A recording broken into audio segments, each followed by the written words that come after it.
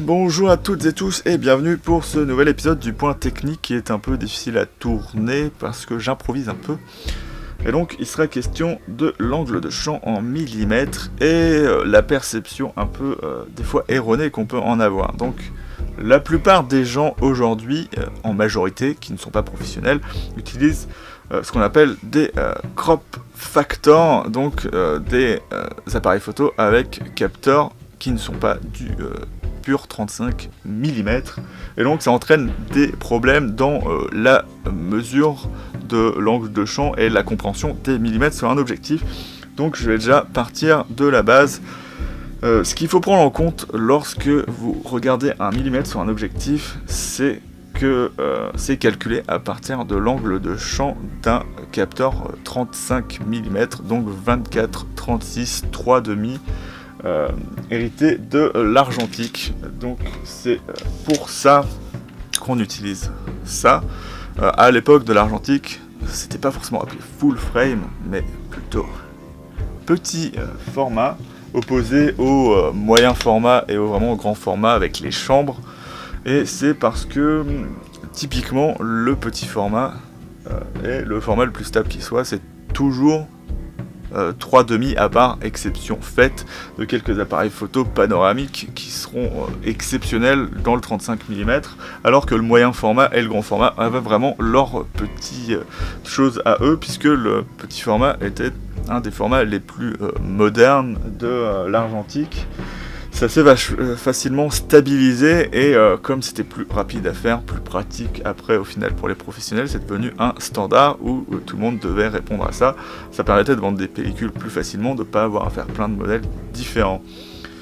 Donc c'est opposé au moyen format parce qu'on avait par exemple en moyen format du format carré 6.6, du format 6.4.5 qui reproduit le ratio de 3,5 du plein format, petit format plutôt, et des choses un peu plus étranges comme du 6.7 ou du 6.9 qui permettaient de prendre une partie plus large de notre pellicule 120 ou 220 à l'époque.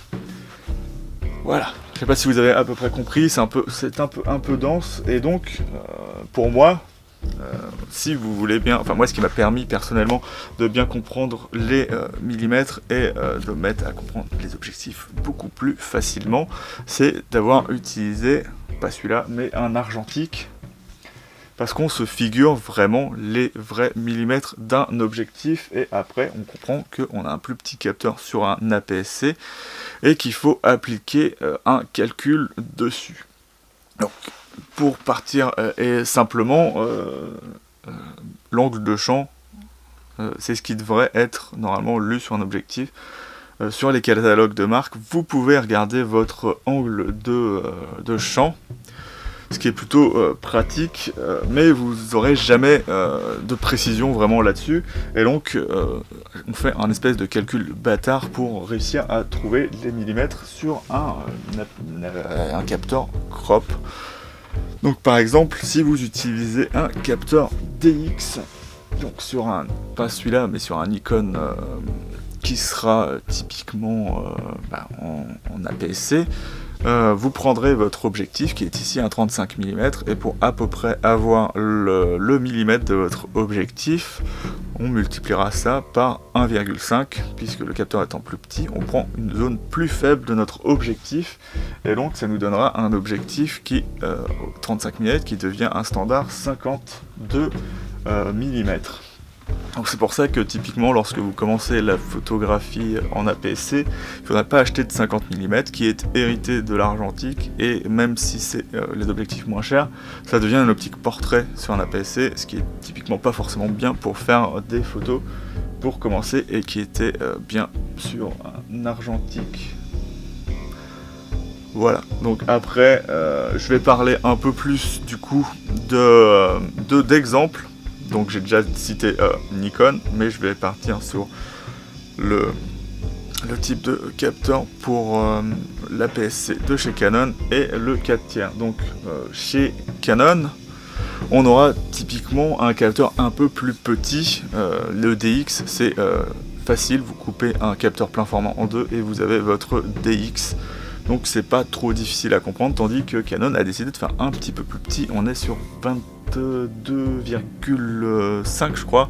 C'est pas beaucoup, hein. Je crois que c'est 3 ou 4 mm de différence avec un capteur DX, mais ça fait qu'il faudra appliquer un facteur de 1,6 pardon. Donc vous allez vous dire, c'est pas énorme, mais par exemple, si vous avez un 35 mm, vous le mettez sur votre Nikon DX, vous avez un 52,5, et si vous le mettez sur un Canon, vous avez un 56. Ça, c'est pas très grave, mais dès que vous allez à 50, vous arrivez sur votre Nikon, vous avez 75 mm en DX, après vous prenez votre Canon, vous allez avoir 80 mm en DX. Et après, si vous prenez un 200 mm, vous allez vous retrouver avec de plus en plus de millimètres en plus sur votre Canon. Mais ce que ça entraîne aussi, c'est une qualité moindre. Mais je ne rentrerai pas dans le détail là-dedans. Le micro 4 tiers a un ratio un peu différent. Comme c'est du 4 tiers, donc typiquement on aura une image qui a une hauteur un peu plus élevée. Donc ça ressemble un peu à du 6-7, me semble-t-il, un format qui est plutôt pas mal si vous voulez faire du paysage et par exemple inclure un peu plus de hauteur dans vos cadrages. Et du coup on sera là sur un facteur multiplicateur de x2.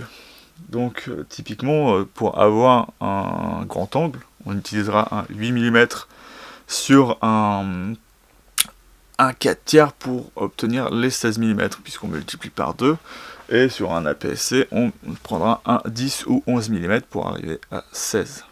Donc, c'est peut-être un petit peu dense, je sais pas si vous avez tout compris. Moi, je tâtonne un peu dans ces explications, peut-être que je rentrerai peut-être un jour un peu plus dans les détails et je ferai une vidéo un peu plus construite. Mais voilà, c'est ce que j'avais à dire là-dessus, je préfère quand c'est spontané comme ça. Mais vous pouvez me dire si vous ne comprenez rien du tout. Donc je vais vous dire salut et à bientôt dans la chambre de Goupil. Voilà. Donc si vous avez aimé cette vidéo, n'hésitez pas à mettre un pouce levé. Si vous n'avez pas aimé, n'hésitez pas à mettre un pouce baissé. Mais j'aimerais bien un petit commentaire qui explique votre démarche de mon appréciation.